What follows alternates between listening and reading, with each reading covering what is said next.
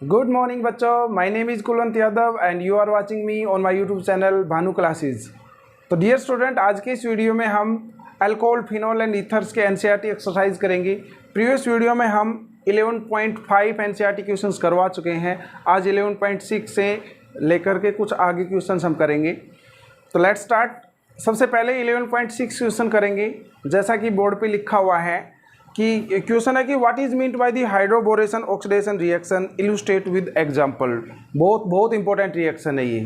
लगभग एग्जाम में आई ही रहती है बच्चों, बोर्ड एग्जाम में तो लगभग हर बार आती ही है ये। तो ये क्या है?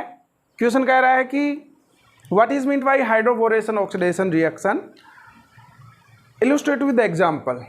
हाइड्रोबोरेशन ऑक्सीडेशन रिएक्शन क्या है, एक एग्जाम्पल की सहायता से एक्सप्लेन करें। तो हाइड्रोबोरेशन ऑक्सीडेशन, जैसा कि नाम भी दिखा रहा है हाइड्रोबोरेशन, पहले तो उसका हाइड्रोबोरेशन करेंगे, आफ्टर दैट जो प्रोडक्ट मिला उसका ऑक्सीडेशन करेंगे। स्टेप वाइज 2 स्टेप प्रोसेस है ये। हाइड्रोबोरेशन मतलब कि पहले उसमें बोरेन जोड़ेंगे और फिर जो प्रोडक्ट बना उसमें क्या करेंगे, ऑक्सीडेशन करेंगे। एज ए रिजल्ट अपने को क्या मिल जाएगा, अल्कोहल्स मिल जाएगा, राइट। तो हाइड्रोबोरेशन ऑक्सीडेशन रिएक्शन क्या है बच्चों, एक स्टेप वाइज समझेंगे इसको। देखिए, हाइड्रोबोरेशन ऑक्सीडेशन से फिनोल अल्कोहल्स प्रिपेयर किए जाते हैं। और वो कैसे प्रिपेयर किए जाते हैं, हम कोई प्रोपीन लेते हैं, मान लीजिए अल्कीन लिया, नाम प्रोपीन। अब जो हाइड्रोबोरेशन है उसमें से फर्स्ट स्टेप क्या है, देखो BH3 जो होता है वो किस तरह से एग्जिस्ट करता है बच्चों, क्योंकि इलेक्ट्रॉन डिफिशिएंट है सो ये डाइमराइज होता है। डाइमराइज का मतलब इसकी 2 यूनिट्स आपस में जुड़ी रहती हैं, जिसके कारण इसका ऑक्टेट पूरा रहता है। वैसे तो इसका ऑक्टेट पूरा नहीं है। देखो, आप देखेंगे कि बोरोन के साथ 3 हाइड्रोजन मतलब 3 बॉन्ड बने हुए हैं, इलेक्ट्रॉन की कमी है। ऐसे डाइमराइज होकर के ये अपना ऑक्टेट पूरा कर लेता है, इलेक्ट्रॉन्स की कमी पूरा कर लेता है, ठीक है। तो ये डाइबोरेन है, डाइबोरेन। और ये क्या है, बोरेन, बोरोन हाइड्राइड, बोरेन। तो हम ये जोड़ेंगे पहले और फिर जो प्रोडक्ट मिला उसमें उसका ऑक्सीडेशन कर देंगे हाइड्रोजन पेरोक्साइड की सहायता से अल्कलाइन मीडियम में। चलो इसको जोड़ते हैं। बहुत इंपॉर्टेंट है, बहुत इंपॉर्टेंट। और थोड़ा सा ध्यान भटक गया तो समझ में भी नहीं आएगी, तो ध्यान बोर्ड पे रहे आपका। एक एक पॉइंट आपको मैं क्लियर करवा दूंगा पक्का 100%। देखिए, सबसे पहले BH3 हमने जोड़ा, ठीक है भाई। ये डाइबोरेन इस तरह से एग्जिस्ट करता है, मैं बता चुका हूँ। तो BH3 हमने जोड़ा। देखिए, BH3 एक इलेक्ट्रोफाइल है, इलेक्ट्रोफाइल, राइट। मानी कि ये इलेक्ट्रॉन डिफिशिएंट है, इलेक्ट्रॉन की कमी है इसके पास। तो ये साइड वाले प्रोपीन के पास जाएगा, उसके पास तो इलेक्ट्रॉन्स की भरमार है, क्योंकि जहाँ डबल और ट्रिपल बॉन्ड है वहाँ तो इलेक्ट्रॉन्स की भरमार है ही। तो इलेक्ट्रोफाइल हैंग्री है इलेक्ट्रॉन्स का, वहाँ जाएगा, वहाँ उसके पास इलेक्ट्रॉन्स की डिमांड करेगा। अब इसके पास 2 चॉइस है कि BH3 जाकर के इस कार्बन पे जुड़े या इस कार्बन पर जुड़े, क्योंकि दोनों के पास डबल बॉन्ड है, दोनों के पास इलेक्ट्रॉन की भरमार है। अब एक्चुअल में देखा जाए तो भाई यहाँ हम देखें तो CH3 CH और एक इलेक्ट्रॉन मान लीजिए यहाँ शिफ्ट हो गया, ठीक है। एक इलेक्ट्रॉन यहाँ शिफ्ट हो गया इस डबल बॉन्ड वाला, तो इस पर कैसा चार्ज आ गया, पॉजिटिव चार्ज आ गया। पॉजिटिव चार्ज को स्टेबलाइज कौन कर देगा, जो ये साइड में मिथाइल ग्रुप इससे जुड़ा हुआ है वो इंडक्टिव इफेक्ट करेगा। इंडक्टिव इफेक्ट का मतलब इलेक्ट्रॉन्स इसको देगा और इसका पॉजिटिव चार्ज डिस्पर्स कर देगा, इसको स्टेबिलिटी देगा। कहने का मतलब कि नेगेटिव चार्जेस को इस कार्बन पर ज़्यादा मिलेगा, बिकॉज यदि इलेक्ट्रॉन इस साइड आ जाता है और उस पर पॉजिटिव आ जाता है तो स्टेबल हो जाता है, यानी कि ये सिस्टम स्टेबल है। और इसका उल्टा करके देखिए तो एक बार कि मान लीजिए ये एक इलेक्ट्रॉन यहाँ कर दें हम, ओके, CH3 C, ये इलेक्ट्रॉन यहाँ कर दें, ये वाला, मैं एरो मार्क नहीं लगा रहा हूँ, सीधा समझ जाना, यहाँ कर दे और ये चांस हो जाए, तो इसको तो कोई स्टेबलाइज करने वाला नहीं है, क्योंकि इसके साइड में कोई मिथाइल ग्रुप नहीं जुड़ा है। तो इन दोनों में कौन सा ज़्यादा स्टेबल है, ये। यानी कि हमें पता लग गया कि जो BH3 जो हैंग्री ऑफ इलेक्ट्रॉन्स है वो कौन सी कार्बन पर जुड़ेगा, इस कार्बन पर, बिकॉज इसके ऊपर नेगेटिव आता है और उस पर पॉजिटिव आता है, वो पॉजिटिव स्टेबल हो जाता है CH3 की सहायता से। डन कर दो। अब इसको जोड़ दीजिए बच्चों, जोड़ो कि BH3 जोड़ रहा हूँ मैं, CH3 CH, यहाँ इलेक्ट्रॉन शिफ्ट होने वाला है, मतलब बॉन्ड टूटने वाला है, तो मैं डॉट लगा देता हूँ एक CH2 और ये BH3 जुड़ गया बच्चों, BH3, ठीक है। अब इस पर पॉजिटिव चार्ज आ गया, राइट। अब ये पॉजिटिव चार्ज इसके H को अट्रैक्ट करेगा। वैसे भी बोरोन के यहाँ 4 बॉन्ड हो गए, ओके। बोरोन कितने बॉन्ड बनाता है? 3 बॉन्ड बनाता है। तो एक ये यहाँ से टूट जाएगा, ये बॉन्ड ये यहाँ जा कर के जुड़ जाएगा, राइट। तो बताओ तो क्या बन गया? तो बच्चों हमारे पास फॉर्मेशन हुई, मैं यहाँ से लिख देता हूँ, इसको यहाँ से लगा देता हूँ यार हमारा, हालांकि ये काम यहाँ होना चाहिए लेकिन स्पेस की थोड़ी सी दिक्कत है। तो ये बच्चों यहाँ क्या हुआ, CH3 इसके साथ H जुड़ चुका है, CH2 और लास्ट वाले के साथ, लास्ट वाले कार्बन के साथ BH2 बच गया, BH2, राइट। तो मुझे एक बात समझ में आ गई कि जब BH3 आप जोड़ते हो ना, मतलब तो वो इस तरह से जुड़ता है कि BH3 का एक हाइड्रोजन तो जिसके पास कम हाइड्रोजन उस कार्बन के पास जुड़ जाता है, और बोरोन जिसके पास ज़्यादा हाइड्रोजन है उसके साथ जुड़ जाता है। यही आगे होने वाला है, इसलिए बता रहा हूँ। मुझे यहाँ से समझ में आया, जैसे मैंने यहाँ एक्सप्लेन किया, यही प्रोसेस कॉन्टिन्यूस चलती रहेगी जब तक बोरोन के पास हाइड्रोजन जिंदाबाद है। बोरोन के पास कितने हाइड्रोजन है? 3, तो 3 बार प्रोपीन अपने को डालनी पड़ेगी। एक बार तो हम डाल चुके हैं, 2 बार और डालेंगे ताकि उनके हाइड्रोजन रिप्लेस होते रहें और लास्ट में ट्राई अल्काइल बोरेन बन जाएगी, ठीक है, ट्राई अल्काइल।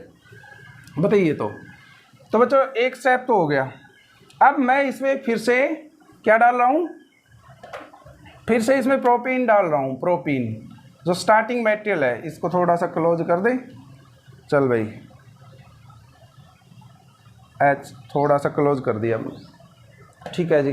बताओ तो मैं इसमें फिर से प्रोपीन डाल रहा हूँ, CH3 CH2। अब मैंने अभी तो बताया था कि यहाँ किस तरह से अटैचमेंट होने वाला है कि बोरोन का एक हाइड्रोजन इस कार्बन के पास जिसके पास कम हाइड्रोजन, डबली बॉन्डेड कार्बन जिसके पास कम हाइड्रोजन उसके साथ, और बाकी जो BH बच जाएगा वो इस कार्बन के साथ। तो किस तरह से बन गया बच्चों बताओ? ये हमारे पास प्रोडक्ट के रूप में बन गया, हमारे पास प्रोडक्ट के रूप में बन गया CH3 CH2 CH2। ये तो पहले से चला आ रहा था, इसके साथ रिएक्शन करवाओ ना इस पार्ट की, बस उसको मत छेड़ना, वो alkyl group as it is रहेगा। बस इस BH2 की इसके साथ रिएक्शन करवाओ, सेम जैसे कि BH3 ने रिएक्शन करी थी ना उस पहले वाले प्रोपीन के साथ, ऐसे ये रिएक्शन करेगा। मैं बता तो चुका हूँ कि इसमें इस BH2 का एक हाइड्रोजन तो इस कार्बन के साथ जोड़ दो और बाकी जो BH बचेगा वो CH2 के साथ जोड़ दो। तो बच्चों क्या बन जाएगा बताना? हमारे पास बच जाएगा, यहाँ लिख देते हैं हम, हमारे पास बच जाएगा बच्चों CH3 CH2 CH2। ये तो पहले से ही है, ठीक है, दिख पा रहा है आपको? ये तो पहले से ही चला आ रहा है, ये रहा। इसमें से भी तो यही हुआ कि बोरोन BH हो गया और एक जो इस प्रोपीन का जो रेड में नज़र आ रहा है उससे भी ऐसा ही मिला इसको, राइट। देखो कैसे, किसी सिंपली इस BH2 ने एक हाइड्रोजन इसको दे दिया और इस डबल बॉन्ड के साथ बॉन्ड बना लिया बोरोन ने, जैसा कि पहले ही हुआ था, ऐसे कैसे ही बार बार बता रहा हूँ। चलो अब इसको बताओ, इसको इकट्ठा कर दे, थोड़ा सा बड़ा लग रहा है। देखो दो प्रोपाइल ग्रुप हैं, CH3 CH2 CH3 CH2, 2 propyl group है, इकट्ठा लिख दे इसको, 2 प्रोपाइल ग्रुप को इकट्ठा लिख देते हैं और BH जोड़ देते हैं। देखो कंपोजिशन देख लो इसकी, क्या क्या है, BH जुड़ा हुआ है जी और 2 अल्काइल ग्रुप है जी। तो मैं इसको इकट्ठा लिख रहा हूँ, इसको इकट्ठा लिख दें, थोड़ा सा स्पेस की दिक्कत है। ये बन गया जी CH3 CH2 CH2 और 2 अल्काइल ग्रुप हमारे पास हो चुके थे। और मैंने कहा ये रिएक्शन प्रोपीन के साथ करता रहेगा जब तक B के पास हाइड्रोजन जिंदाबाद है। तो एक बार और है, एक हाइड्रोजन और है इसकी, तो एक हाइड्रोजन और है तो कर देते हैं इसको भी। बताओ, बताइए तो क्या होगा, यहाँ से बताओ। इसमें फिर से मैं प्रोपीन डाल रहा हूँ, CH3 CH double bond CH2। इसको तो वही आदत है जी BH को, क्या आदत है कि एक हाइड्रोजन तो उस कार्बन को दे देगा जिसके पास कम हाइड्रोजन है, और बी खुद उसके पास जुड़ जाएगा जिसके पास ज़्यादा हाइड्रोजन है। तो जोड़ दीजिए, 2 तो अल्काइल ग्रुप इसके पास पहले से चले आ रहे हैं, एक ये आ गया, तो 3 हो गए टोटल।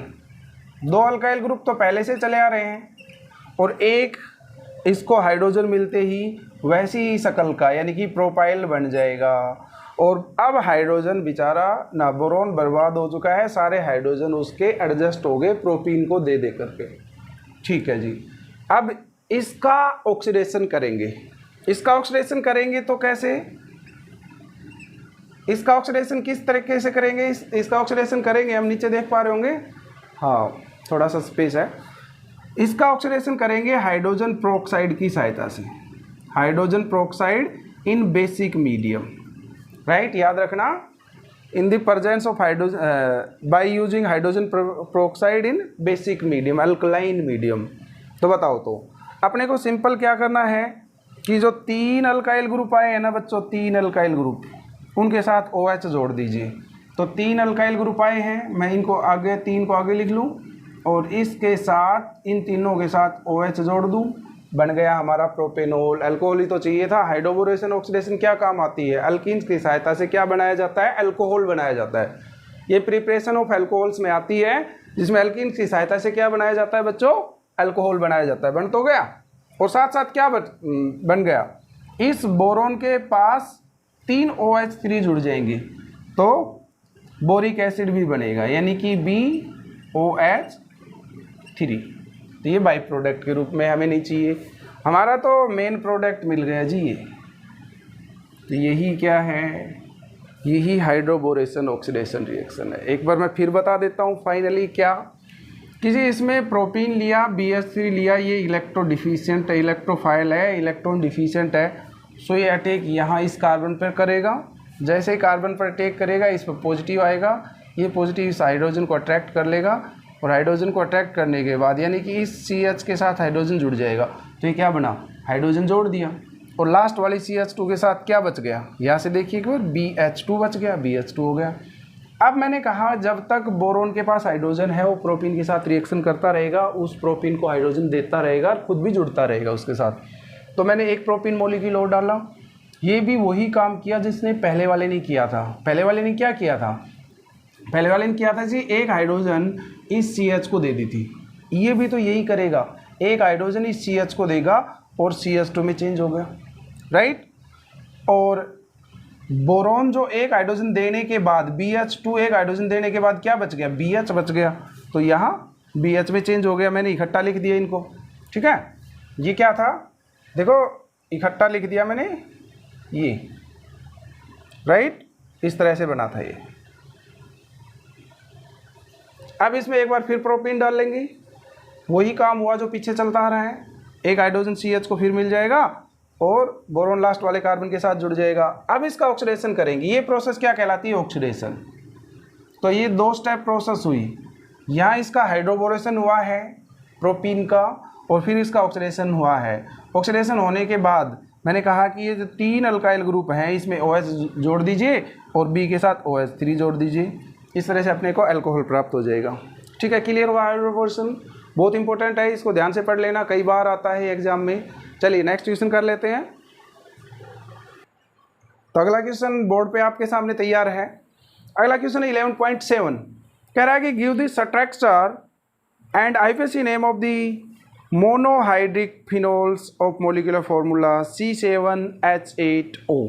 Okay, C7H8O।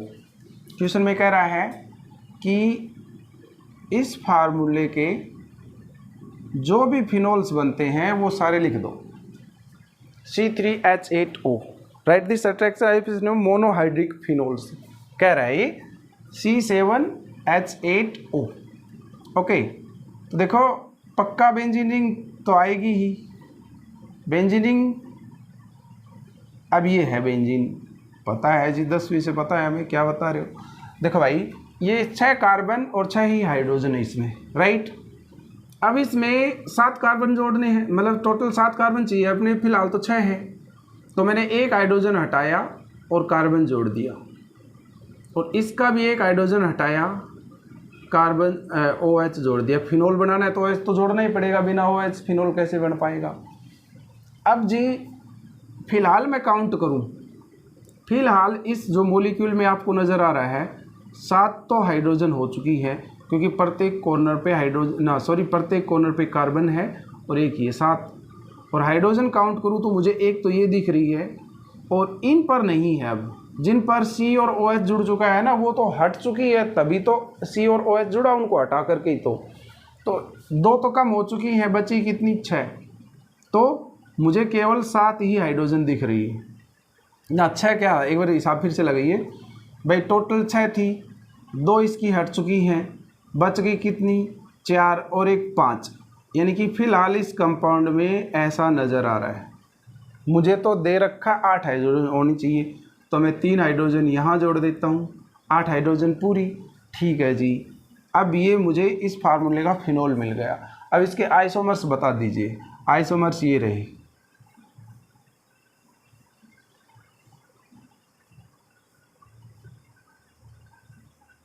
CH3 लिखो, ये यहाँ चला गया और एक CH3 यहाँ।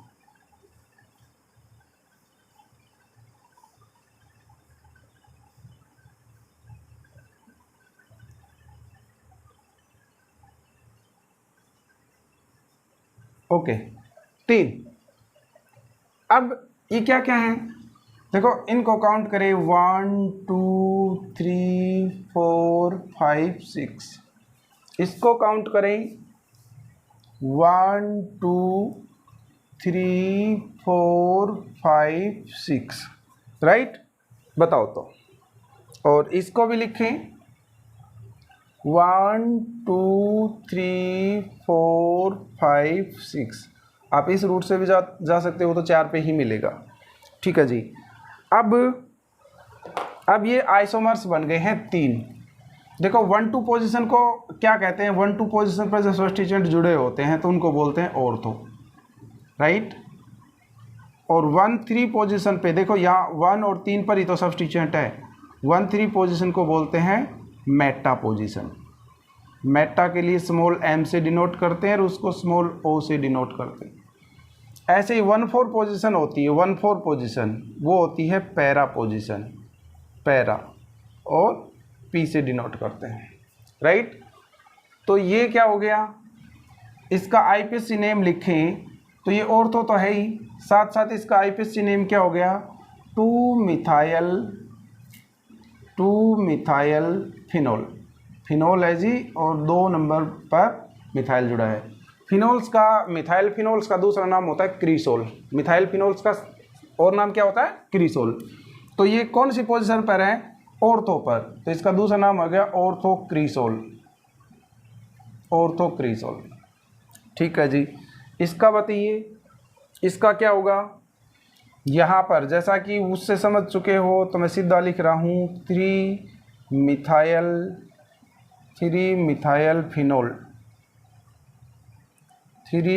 फिनोल, और इसका नाम क्योंकि ये मेटा पोजीशन पर है तो ये हो गया मेटाक्रीसोल। थोड़ा सा फास्ट करते हैं नहीं तो वीडियो लंबा हो जाएगा। इसमें बताइए 4 मिथाइल फिनोल और ये हो गया पैराक्रीसोल। ठीक है, नेक्स्ट क्वेश्चन करिए। अगला क्वेश्चन बच्चों आपके सामने बोर्ड पे लिखा हुआ है 11.8। While separating the mixture of ortho and para-nitrophenols by steam distillation, name the isomer which will be the steam volatile and give reason। उस आइसोमर का नाम बताओ जो स्टीम वोलेटाइल होगा और कारण भी बताइए वो स्टीम वोलेटाइल क्यों होगा। देखिए फर्स्ट ऑफ ऑल ये ऑर्थो नाइट्रोफिनोल बनते कब हैं, जब आप फिनोल्स की इलेक्ट्रोफिलिक सब्स्टिट्यूशन रिएक्शन करते हो तो फिनोल्स का नाइट्रेशन करते हो, और नाइट्रेशन और फिनोल्स के कारण आपको ऑर्थो और पैरा नाइट्रोफिनोल्स प्राप्त होते हैं। तो उनको सेपरेट भी तो करना पड़ेगा, मिक्सर है, 2 चीज़ें हैं तो उनको अलग करना पड़ेगा। ठीक है, आप स्टीम डिस्टिलेशन से सेपरेट कर रहे हो तो कह रहा है कि कौन सा स्टीम वोलेटाइल है, कौन सा भाप बन के उड़ जाएगा वोलेटाइल हो जाएगा और कौन सा नहीं होगा। तो देखो ये कह रहा है नाइट्रोफिनोल 2 है हमारे पास, कौन कौन से पूछ रहा है, एक तो ऑर्थो नाइट्रोफिनोल ऑर्थो नाइट्रोफिनोल, ये रहा OH और ये रहा नाइट्रो। नाइट्रो को हम ऐसे लिख लें, NO2 होता है नाइट्रो, ये नाइट्रो, ठीक है, बॉन्ड सही लगाओ। और एक होता है पैरा नाइट्रोफिनोल। पैरा नाइट्रोफिनोल वो तो ऑर्थो नाइट्रोफिनोल था। पैरा में अभी अभी बताया कि क्या होगा, पैरा में OH 1/4 पोजीशन पे मिलेगा NO2 के, और NO2 को आप ऐसे लिख लीजिए, नाइट्रो NO2, ठीक है। ये तो है पैरा नाइट्रोफिनोल, पैरा नाइट्रोफिनोल, थोड़ा सा फास्ट करेंगे। और ये है ऑर्थो नाइट्रोफिनोल, ऑर्थो नाइट्रोफिनोल। ये तो अभी जी स्ट्रक्चर बताइए, आंसर तो बताया नहीं है कि कौन सा स्टीम वोलेटाइल होगा। आपका आंसर रहेगा ये स्टीम वोलेटाइल होगा। क्यों जी ये स्टीम वोलेटाइल क्यों है? क्योंकि इसमें इंट्रामोलिकुलर हाइड्रोजन बॉन्डिंग है। कौन सी है? Intramolecular hydrogen bonding, intramolecular hydrogen bonding है। इंट्रामोलिकुलर हाइड्रोजन बॉन्डिंग के कारण ये स्टीम वोलेटाइल है, steam volatile, right. Okay, clear हुआ? स्टीम वोलेटाइल क्यों है? कहाँ बनी इंट्रामोलिकुलर हाइड्रोजन? इंट्रा मतलब विद इन द मोलिक्यूल, किसी दूसरे मोलिक्यूल की जरूरत नहीं पड़ेगी, उसी मोलिक्यूल में ही हाइड्रोजन बॉन्डिंग हो जाएगी, किसी दूसरे मोलिक्यूल का मुंह भी नहीं देखना पड़ेगा, इसको बन गई जी, ऐसे होगी। एक नाइट्रो का O और OH का H, जबकि इनमें क्या इंटरमोलिकुलर हाइड्रोजन बॉन्डिंग होगी। एक में इंट्रा, इसमें इंटरमोलिकुलर, इंटर का मतलब के बीच, यानी कि और बहुत सारे मॉलिक्यूल्स की जरूरत पड़ेगी, फिर हाइड्रोजन बॉन्डिंग होगी। तो इनमें कैसे हुई बच्चों? एक तो आपको दिख रहा है, दूसरा मॉलिक्यूल और ले लेता हूँ। केवल दो में ही नहीं, हजारों मॉलिक्यूल्स में हाइड्रोजन बॉन्डिंग होती है, तो मैं तो दो ही दिखा देता हूँ, आप समझ जाएंगे, बड़े समझदार बच्चे आप लोग। तो HO OH, ठीक है, और ये है नाइट्रो। तो हाइड्रोजन बॉन्डिंग कैसे होगी? ये होगी जी हाइड्रोजन बॉन्डिंग। ओके, आगे प्रीवियस भी और मॉलिक्यूल्स के साथ, इसके साथ नहीं, इसको काट दे यहाँ, ये और ऐसे ही अपने लोगों के साथ ही, अपने जैसे ही मॉलिक्यूल्स के साथ, यानी कि पैरानाइट्रोफिनोल के साथ बनाएगा हाइड्रोजन बॉन्डिंग। तो सिंपल सी बात है, सीधी सी बात है, ये स्टीम वोलेटाइल ये बनेगा ऑर्थो नाइट्रोफिनोल। क्यों बनेगा? क्योंकि जी इसमें इंट्रामोलिकुलर हाइड्रोजन बॉन्डिंग है, सो स्टीम वोलेटाइल है।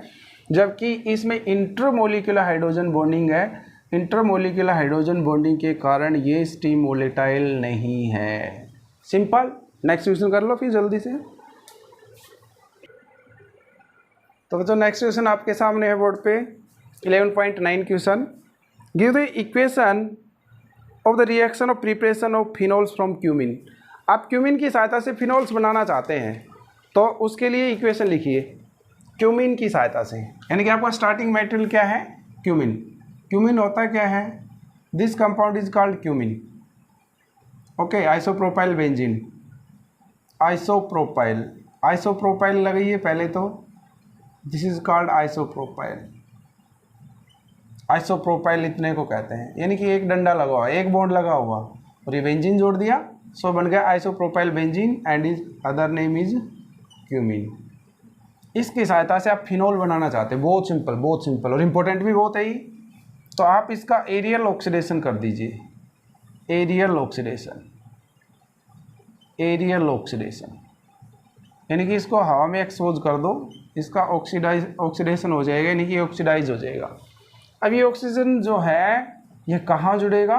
इस कार्बन पर, ठीक है, यानी कि जो कार्बन इस बेंजीन रिंग के साथ बॉन्ड बना रही है उस कार्बन के साथ। तो जो कार्बन बेंजीन रिंग के साथ यही तो कार्बन बना रही है, और कार्बन एक ये रही, एक ये रही, तो इनको मैं ऐसे लिख देता हूँ CH3 और उसको ऊपर लिख देता हूँ। अब ऑक्सीजन जाकर के जुड़ जाएगी, ऑक्सीजन जाकर के जुड़ गई, ये जुड़ गई जी, और ये हाइड्रोजन उसका जिंदाबाद एज इट इज़। ओके, अब इसमें क्या डाल देंगे? Dilute H2SO4, dilute H2SO4 heat कर देंगे, डाइल्यूट H2SO4 डाल करके। देखो ये क्या है, ये जो बीच में कंपाउंड बना है क्यूमीन हाइड्रोप्रोक्साइड, क्यूमीन हाइड्रोप्रोक्साइड, ओके। अब कई बच्चे बड़े कंफ्यूज रहते हैं, COOH देख करके इसको कार्बोक्सिलिक एसिड मॉलिक्यूल मान लेते हैं, but it is not a carboxylic acid molecule. Carboxylic acid क्या होता है, कार्बन और ऑक्सीजन के बीच में डबल बॉन्ड होता है, यहाँ तो नहीं है। ये हाइड्रोप्रोक्साइड क्यों कहते हैं प्रोक्साइड, बिकॉज ऑक्सीजन ऑक्सीजन के बीच में लिंकेज है। वो सारे कंपाउंड जिसमें ऑक्सीजन ऑक्सीजन के बीच में लिंकेज होती है क्या कहलाते हैं, प्रोक्साइड्स। तो ये हाइड्रोप्रोक्साइड है, ठीक है भाई। जैसे इसका डाइल्यूट H2SO4 करेंगे, H पॉजिटिव इस पर अटैक करता है ऑक्सीजन पर, और वहाँ से H2O, यहाँ से H2 तो निकलता है साथ साथ, ये अलग हो जाएंगे। इसके टॉप पीछे अलग कर दो भाई, कर दी। यहाँ अपने को इसमें क्या नज़र आ रहा है और बाद में क्या बच गया, देखो OH बच गया, वो इसके साथ जुड़ गया, तो OH को इसके साथ जोड़ दीजिए, और बाई प्रोडक्ट के रूप में ये मिला। ये है क्या, ये तो एसीटोन निकला सर। बताओ क्या है, CH3CO। मैं नीचे लगा देता हूँ, C डबल बॉन्ड O करना पड़ेगा, अकेले O से तो कार्बन के 4 बॉन्ड नहीं पूरे पाएंगे, तो फिनॉल बन गया। तो भाई ये बहुत सिंपल मेथड आपने किया कि क्यूमीन का पहले एरियल ऑक्सीडेशन कर दीजिए, ऑक्सीजन जा करके इस कार्बन पे जुड़ेगा जो बेंजीन के साथ रिंग बना रहा है, मतलब बेंजीन के साथ जुड़ा है, और ऑक्सीजन जुड़ गया। अब ये हाइड्रोप्रोक्साइड बना। हाइड्रोप्रोक्साइड मतलब जिसमें प्रोक्साइड लिंकेज है, मतलब जिसमें ऑक्सीजन ऑक्सीजन के बीच में लिंकेज है, ओके, सिंगल बॉन्ड। तो हाइड्रोप्रोक्साइड, इसका डाइल्यूट H2SO4 के साथ इसको हीट करेंगे, डाइल्यूट H2SO4 के साथ हीट करेंगे तो इसका एसीटोन निकल जाएगा और फिनॉल बन जाएगा, ठीक है।